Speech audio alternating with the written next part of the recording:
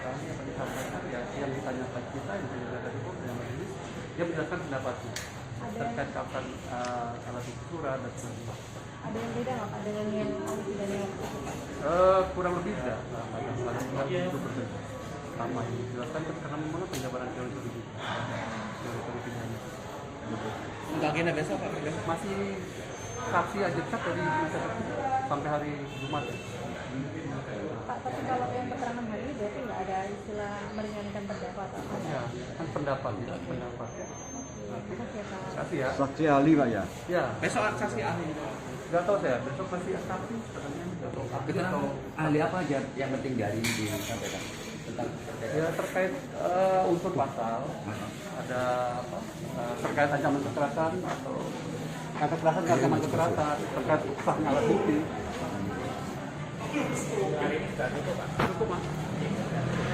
Besok Saya, Profesor Supardi Ahmad, untuk memberikan perspektif tentang case pidana asusila seperti ini.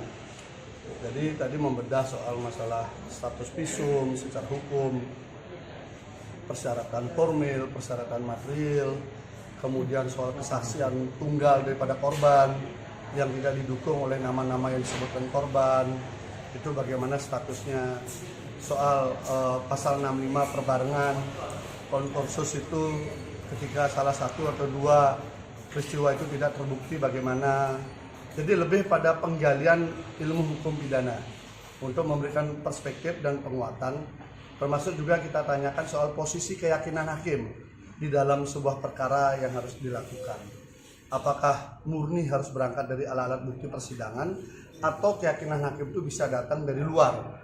Artinya kan kadang peradilan opini, tekanan publik, kan itu. Tapi tadi disampaikan oleh saksi ahli bahwa keyakinan hakim itu harus tumbuh dari fakta-fakta persidangan, bukan dari tempat yang lain. Nah ini kan mudah-mudahan bisa menjadi panduan kita bersama kan. Kan ujungnya nanti kan hakim yang memutuskan. Begitu juga saya sempat coba menanyakan karena gregetan juga bagaimana sih caranya mengatasi sebuah rekayasa kasus hukum gitu loh, sehingga hukum kita ini tidak dipenuhi oleh rekayasa. Ada nggak mekanisme?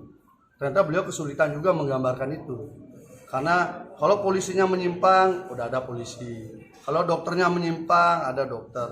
Nah, saya tanya, ini kan satu rangkaian. Kalau misalnya satu rangkaian ketidaksempurnaan penyidikan dipaksakan bagaimana? Ya itu tampaknya belum ada instrumennya. Apalagi beberapa saksi yang sebenarnya memenuhi kualifikasi saksi palsu, sesuai dengan keterangan ahli tadi, itu sudah dilindungi oleh lembaga LPSK. Ini kan sudah terstruktur sistematis dan masif cara kerjanya. Jadi memang ada kekuatan yang tidak tampak yang bekerja. Dan ketika kami mencoba mengurai itu, tampaknya menghadapi tembok tebal juga. Karena saksi yang kira-kira bisa memandu ke arah sana, yang membuka kotak Pandora itu kan kemarin sudah tidak dikabulkan untuk dihadirkan gitu.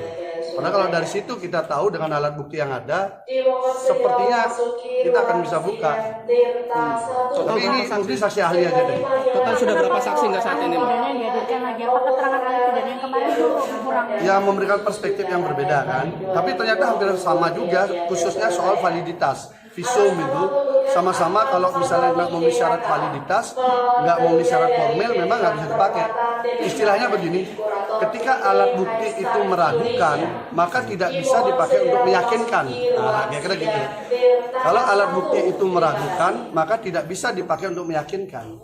Maka alat bukti itu harus meyakinkan untuk bisa muncul sebuah keyakinan peristiwa. Oke, keterangan apa yang meringankan terdakwa kali ini? Hampir semua perspektif yang tadi kita tanyakan akhirnya dijawab memang hampir sama dengan yang kita bayangkan. Artinya kalau orang tidak cukup bukti, kemudian peristiwa saksinya yang tidak kuat, kemudian dakwaannya yang tidak sesuai dengan fakta, itu memang terungkap semua bahwa memang tidak bisa. Maka terdakwa berhak untuk mendapatkan keadilan. Kira-kira begitu. Tadi diingatkan harapannya itu saja, bahwa terdakwa itu juga berhak mendapatkan keadilan. Dan tempatnya adalah di pengadilan. Untuk agenda besok, Agenda besok saksi lagi. saksi ahli juga. Kita coba, mudah-mudahan bisa ya, kita coba ahli juga. Karena ini kan penting sekali. Karena urusan perspektif pidana dan perspektif soal visum. Tadi visum juga diceritakan juga. Visum itu harus sejelas-jelasnya menggambarkan peristiwa yang terdekat. Karena itu makna visum itu membantu mengkonstruksikan peristiwa pidana. Nah, tetapi kalau visumnya terlalu jauh, maka dia akan kabur, tidak bisa memperspektifkan, memperkuat peristiwa pidananya gitu. Sehingga visum seperti itu tidaklah akurat. Kalau meragukan, maka memang tidak bisa dipakai. Itu pendapat ahli tadi. Iya, pendapat ahli. Kalau dia meragukan, maka tidak bisa dipakai. Tadi kan yang meragukan ada jumlahnya 3, secara formil suratnya salah. Kemudian saya tanya juga, di dalam dakwaan disebutkan visum 2018, sementara laporan korban 2019. Jadi 1 tahun lebih visumnya sudah ada, baru orangnya melapor. Ini kan tidak rapinya skenario kan. Kemudian 2019 ada lagi visum berikutnya setelah melapor. Ini bagaimana? Makanya ketidaksesuaian, prosesnya, keraguan-raguannya itu disampaikan. Kesimpulannya begini, kalau alat bukti itu meragukan, maka tidak bisa dipakai untuk meyakinkan. Itu prinsip dasarnya. Sehingga harus dicari alat bukti yang bisa meyakinkan, bukan yang membangun keraguan. Nah, sementara itu yang kita sedang gali kan. Total berapa saksi nggak saat ini, Pak? Sudah Satu. berapa saksi? Sudah berapa saksi yang? Berapa saksi total? Mbak, total semua dengan ini ya, JPU ya? Waduh, udah banyak. Dari ininya. Oh, dari kita, Dari- dari kita. Karena ini problemnya kan begini. Saksi yang kita hadirkan kan ada saksi yang ada di BAP, yang sebenarnya menjadi kewajiban JPU. Tapi JPU kan enggak mau menghadirkan. Kami harus cari, memang tidak semua bisa kami hadirkan. Tapi mau bagaimana lagi? Tetapi tadi dijelaskan, saksi yang tidak dihadirkan di dalam persidangan tidak bisa dipakai. Karena semua perhitungan alat bukti adalah yang hadir di persidangan. Itu ahli mengatakan begitu. Jadi kalau itu tidak ada di persidangan, maka tidak bisa dipakai. Kan banyak tuh alat buktinya banyak, saksinya banyak, tapi tidak dihadirkan. Padahal kita ingin hadirkan aja semua biar sekalian kita bisa uji kan. Tapi kan takut, kayak saksi yang sudah dihadirkan tuh malah memperkuat terdakwa. Pak, mau tanya, kalau awalnya benarkah di BAP itu 5 korban menjadi 1? Di BAP, di dakwaan hanya 1, 5 tuh ada di Kapolda. Bukan di BAP ya? Di Kapolda, Pak Niko yang ngomong di media. Catat itu. Pak bisa berubah jadi 1 secara hukum? Pak Niko yang ngomong di media bahwa ada 5 korban, berkasnya dibawa ke kejaksaan. Masuk pengadilan tinggal 1. Itu faktanya. Capek juga kita. Agenda selanjutnya Kamis ya? Hah? Agenda selanjutnya nanti? Ya, besok juga. Oh besok ya? Besok. Oke. Pokoknya sampai Jumat. Ahli apa Pak? Besok ahli apa Pak? Adalah. Oke. Takutnya nanti kalau kita bilang, ngerti lah. Ya, makasih. Ya membangun perspektif bersama tentang pidana itu seperti apa kan perlu juga kan. Kadang kita perlu disegarkan juga oleh pakar hukum kan. Karena rutinitas kadang kita salah perspektif kan membaca. Ilmu-ilmu hukum kan berkembang. Oh, satu hal lagi tadi dikatakan soal kekerasan dan ancaman kekerasan. Kalau dalam KUHP itu ancaman kekerasan itu harus dalam bentuk ancaman menuju ke fisik. Karena itu KUHP itu dari peninggalan zaman Belanda. Beda dengan undang-undang KDRT, tidak pidana kekerasan seksual yang baru ya, di mana psikis kan masuk di dalamnya. Ini kan pasalnya pasal KUHP kan. Ya itu selama tidak bisa dibuktikan di dalam persidangan tidak bisa dipakai. Tadi tegas sampaikan semua struktur ancaman apalagi melalui alat-alat medsos dan sebagainya harus bisa dihadirkan di persidangan. Selama tidak bisa dia dihadirkan di persidangan tidak dianggap sebagai sebuah alat bukti. Karena dia nggak hadir di persidangan dan memang nggak ada sampai sekarang. Sampai sekarang ancaman yang WA itu belum pernah bisa dihadirkan di sidang. Sampai sekarang. Tapi keyakinan yang terbentuk itu harus berdasarkan alat bukti. Sebaliknya juga alat bukti yang membentuk itu juga harus melahirkan keyakinan. Keyakinan juga harus berdasarkan alat bukti. Jadi harus saling melengkapi. Yakin berdasarkan alat bukti melahirkan sebuah keyakinan. Gitu. Keyakinan semata tidak bisa. Alat bukti kalau tidak yakin pun juga berarti kan tidak bisa juga. Gitu, ya.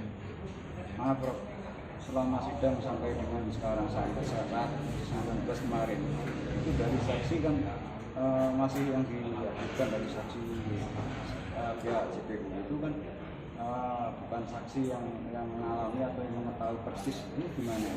Ya, sebetulnya kalau secara formil itu tidak memenuhi kualifikasi sebagai saksi. Karena secara formil saksi itu kan harus secara material, maksud saya harus melihat, mengalami dan mendengarkan secara langsung. Tidak bisa katanya kan gitu. Satu itu. Dan yang kedua, juga saksi itu seandainya tidak mengetahui pun itu harus benar gitu loh, bersesuaian antara alasan saksi satu dengan saksi yang lain. Ketidakbenaran saksi satu dengan saksi yang lain itu kan menunjukkan bahwa kesaksiannya tidak benar sesuai dengan fakta. Seseorang melihat suatu masalah yang sama, kalau memang tahu semuanya berarti kan ceritanya sama. Tapi ini kan ternyata satu masalah yang sama diceritakan oleh banyak orang dengan berbeda pendapat. Itu berarti kan menunjukkan kesaksiannya diragukan. Prof, kemarin itu Pak Gede sempat berngasih pernyataan ya. Ini baru pertama kali katanya beliau itu melihat ada seorang kuasa hukum menjadi saksi. Apakah memang diperkenankan seperti itu atau memang ada kejanggalan? Ya, tadi kan jaksa juga nanya kan apa ada larangan misalnya seorang kuasa hukum menjadi saksi. Ya, secara eksplisit tidak disebutkan seperti itu. Kuasa hukum dilarang jadi saksi, tidak disebut seperti itu. Tetapi kan secara material kan, saksi itu kan harus objektif kan, tidak boleh ada konflik of interest kan. Maka untuk menjamin objektivitas dan mencegah konflik of interest tadi itu harus dipastikan bahwa saksi tadi tidak punya ketergantungan, tidak adanya hubungan keluarga, hubungan pekerjaan, sehingga yang disampaikan adalah fakta. Jadi bukan kepentingan dari korban, tetapi yang disampaikan adalah fakta. Kalau yang disampaikan korban adalah fakta, nggak ada masalah. Tetapi kalau yang disampaikan korban bukan fakta, maka kesaksiannya kan menjadi tidak benar, gitu, karena tidak sesuai dengan fakta. Gitu.